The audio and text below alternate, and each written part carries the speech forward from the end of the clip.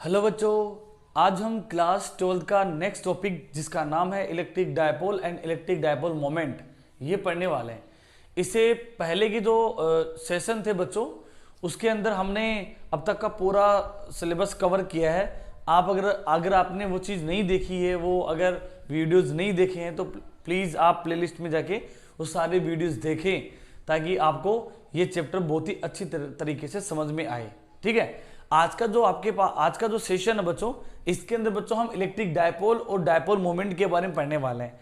ठीक है, और इलेक्ट्रिक डायपोल डायपोल मोमेंट दोनों ही बहुत अच्छे कंसेप्ट हैं और इन्हीं से न्यूमेरिकल्स भी आते हैं कि आपके पास में कोई डायपोल है और डायपोल के एक्सियल पॉइंट के ऊपर कितना इलेक्ट्रिक फील्ड होगा या पोटेंशियल कितना होगा, या इलेक्ट्रिक जो डायपोल है, ठीक है, उसकी वजह से पोटेंशियल कितना होगा, या इस इलेक्ट्रिक डायपोल को हम यूनिफॉर्म इलेक्ट्रिक फील्ड में रख दें तो कितना एक टॉर्क प्रोड्यूस करेगा, ठीक है, कितना टॉर्क एक्सपीरियंस करेगा, ठीक है, और इसकी कितनी पोटेंशियल एनर्जी होगी, वो सब हम पढ़ेंगे, आगे पढ़ेंगे। लेकिन ये सब वो नेक्स्ट टॉपिक पढ़ने से पहले हमें डायपोल पता होना चाहिए कि डायपोल क्या होता है, ठीक है, इलेक्ट्रिक डायपोल क्या होता है और डायपोल मोमेंट क्या होता है।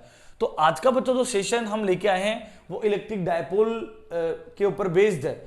और ये इलेक्ट्रिक डायपोल होता क्या है, डायपोल से आप समझ गए होंगे कि यहाँ पे एक ऐसा सिस्टम है जिसमें दो डायपोल बनने वाले हैं। दो डायपोल का मतलब यहाँ पे पोलरिटी होने वाली है। पोलरिटी का मतलब आप ऐसे भी समझ सकते हैं, जैसे कि हम डिफाइन के बेसिस के ऊपर समझाएं तो हम ऐसे कर सकते हैं बच्चों कि अगर दो चार्ज, ठीक है, जिनका मैग्नीट्यूड सेम है और उनका नेचर अपोजिट है और वो बहुत ही वेरी स्मॉल डिस्टेंस के ऊपर रखे हुए हों, तो ऐसे सिस्टम को बच्चों हम कहते हैं इलेक्ट्रिक डायपोल मोमेंट। यहां पे बोल भी रखा गया है कि एक ऐसा सिस्टम है जिसके अंदर दो चार्जेज हैं जिनका मैग्नीट्यूड इक्वल है but opposite in nature are placed at a very small separation और distance. Such type of system is called electric dipole. देखो कैसे, यहां पे आपके पास में एक पॉजिटिव चार्ज है, यहां पे आपके पास में एक नेगेटिव चार्ज है। दोनों का बच्चों मैग्नीट्यूड, यहां पे अगर मैग्नीट्यूड की बात करें तो दोनों का बच्चों यहां पे जो मैग्नीट्यूड है बच्चों वो सेम है, ठीक है, लेकिन दोनों ही चार्ज एक दूसरे से वेरी स्मॉल डिस्टेंस के ऊपर रखे हुए हैं। जब दो चार्ज जिनका मैग्नीट्यूड सेम हो और बहुत ही कम डिस्टेंस के ऊपर रखे हुए हो तो ऐसे सिस्टम को बच्चों हम बोलते हैं इलेक्ट्रिक डायपोल। ठीक है ना, यहां पे तो हम इस सिस्टम को बच्चों बोलेंगे इलेक्ट्रिक डायपोल। ठीक है, एग्जाम्पल के लिए हम इसे समझ सकते हैं कि आपके पास में जो HCl है, ठीक है, NaCl है, ठीक है, ऐसे H2SO4 है, ये बच्चों किसके एग्जाम्पल है, इलेक्ट्रिक डायपोल के। कैसे, आप इसको ऐसे समझ सकते हैं बच्चों, HCl का जब ब्रेक होगा, ऐसे को जब ब्रेक करेंगे तो ये बनेगा H+ और बच्चों Cl-। ठीक है, मतलब ये ऐसे रखे हुए हो सकते हैं, कैसे, H+ और Cl-।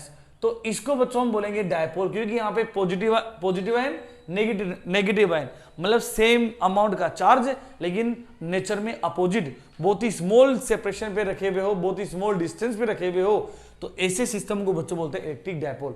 तो आप इलेक्ट्रिक डायपोल की डिफाइन बहुत ही इजीली समझ गए होंगे कि जब दो चार्ज, ठीक है, जिनका मैग्नीट्यूड सेम है और वो उनका नेचर अपोजिट है और अगर वो बहुत ही स्मॉल डिस्टेंस पे रखे हुए हैं एक दूसरे से, तो ऐसे सिस्टम को बच्चों बोलते हैं electric dipole.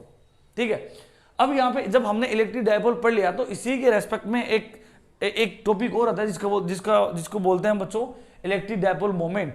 Electric dipole moment क्या होता है कि जो हमने यहाँ पे जो आपके पास में डायपोल है, इस डायपोल में से किसी भी एक चार्ज के मैग्नीट्यूड और इन दोनों चार्ज के बीच की जो डिस्टेंस है बच्चों, उन दोनों डिस्टेंस का जो प्रोडक्ट होगा, ठीक है ना, मतलब इनमें से किसी एक चार्ज और इनके बीच की सेपरेशन, इनका जो प्रोडक्ट होगा बच्चों, इसको बोलेंगे इलेक्ट्रिक डायपोल मोमेंट। आप एक डिफाइन भी ऐसे लिखा हुआ है यहाँ पे कि product of magnitude of any charge and separation between them, दोनों चार्ज के बीच की कितनी डिस्टेंस है और दोनों चार्ज में से किसी एक चार्ज का मैग्नीट्यूड, अगर दोनों को मल्टीप्लाई करेंगे तो आपके पास में बच्चों इलेक्ट्रिक डायपोल मोमेंट आएगा।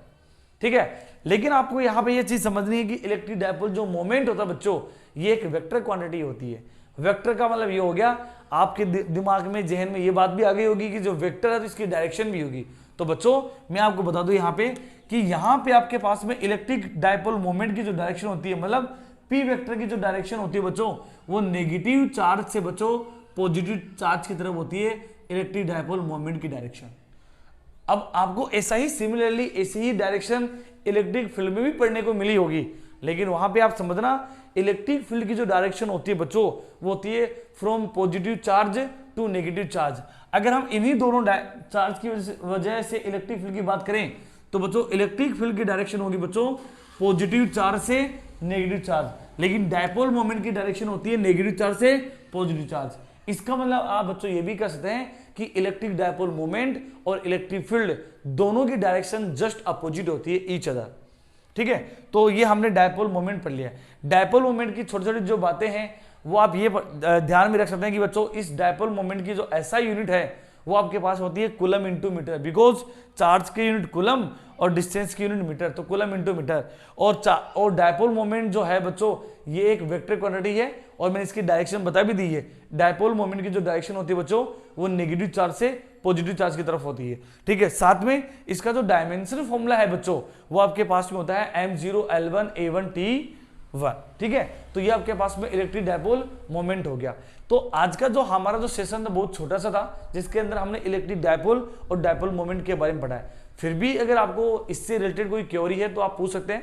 और मैं साथ में थोड़ी एक चीज और बता देता हूँ इन डायपोल इलेक्ट्रिक डायपोल के लिए बच्चों, जैसे कि हमने यहाँ पे बताया कि पॉजिटिव चार्ज और नेगेटिव चार्ज दोनों का मैग्नीट्यूड सेम है और दोनों बहुत ही स्मॉल सेपरेशन पे रखे हुए हो तो हम इसको बोलते हैं इलेक्ट्रिक डायपोल। लेकिन अगर मैं आपको ऐसे कहूं कि दोनों चार्ज को मिलाने वाली जो या एडजॉइनिंग जो स्ट्रेट लाइन होगी ना बच्चों, हम उस लाइन को बच्चों इस लाइन को बोलेंगे वो जो एक्सियल लाइन। कौन सी लाइन बोलेंगे? इस लाइन को बोलेंगे बच्चों एक्सियल लाइन। जो आपके पास में दोनों चार्ज को मिलाने वाली जो लाइन होगी बच्चों उसको एक्सियल लाइन बोलेंगे। और दोनों चार्ज को मिलाने वाली लाइन के बीच का जो मिड पॉइंट होगा बच्चों वो आपके पास में इसका सेंटर होगा। ठीक है, दूसरी बात बच्चों जो मिलाने वाली जो लाइन होगी और मिड पॉइंट से पास होने वाली परपेंडिकुलर जो लाइन होगी बच्चों हम उसको बोलेंगे इक्वेटोरियल। ठीक है, तो इसके बच्चों हम बोलेंगे इक्वेटोरियल लाइन।